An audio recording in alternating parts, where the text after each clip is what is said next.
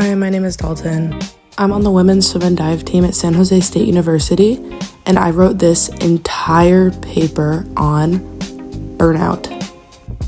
Burnout is caused by physical and mental exhaustion, plus the loss of motivation. It's more than just being tired from a tough practice. It's when stress keeps building up and we stop feeling like ourselves in our sport.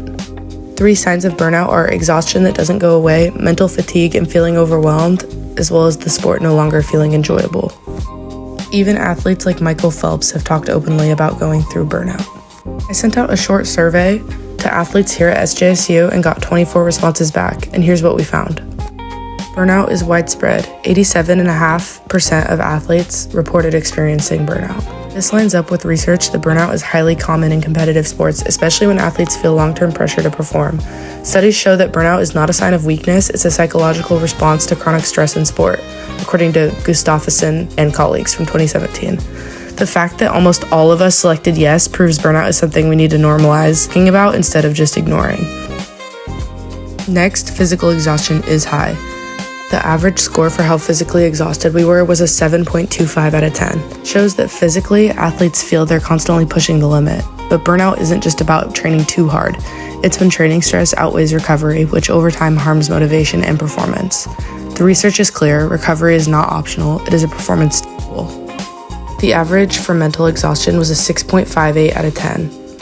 In burnout literature, loss of emotional and mental energy is actually the first sign of burnout, not physical tiredness.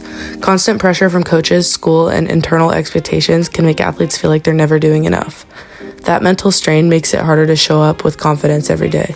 When asked if athletes feel as though they have an adequate amount of recovery, most of them said no.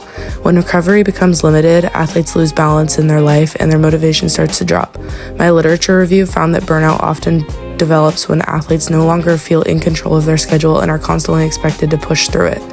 Lack of recovery equals a fast track to burnout. 50% of the athletes who responded reported feeling overwhelmed sometimes.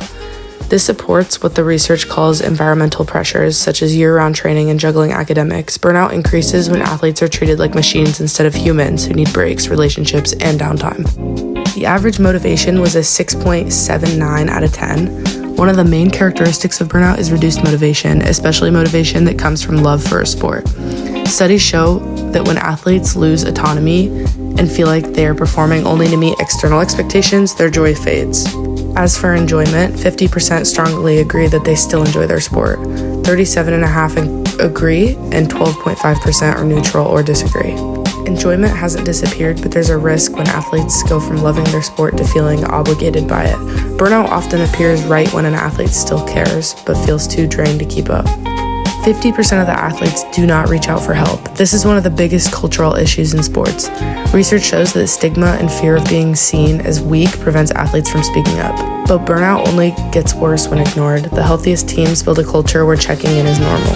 However, 87.5% feel as though they have a supportive team environment. A positive team environment can protect athletes from burnout. Teammates help restore confidence and motivation. This result shows that even when we're struggling, we have each other. Now, what are these athletes saying would help them? The top responses were more balance between school and sport, more communication and reassurance from coaches, mental check-ins, more recovery opportunities, and feeling needed or valued on the team. These answers reflect the exact prevention strategies experts recommend: autonomy, recovery, balance, and supportive coaching. The fact that athletes listed these without knowing the research shows their needs are obvious and shared. My literature review argued that burnout develops when athletes experience ongoing pressure with limited autonomy and support.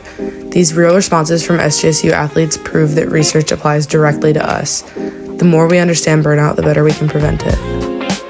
So what did we take from all this? Burnout is common, but not something we should ignore.